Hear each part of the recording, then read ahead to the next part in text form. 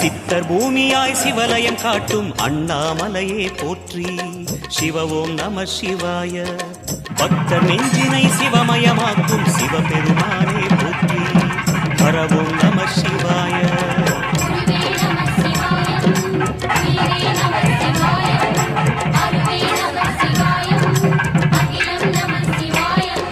நம சிவாய நம சிவாய ஓம் நம சிவாய. நம சிவாய நம சிவாய ஓம் நம சிவாய.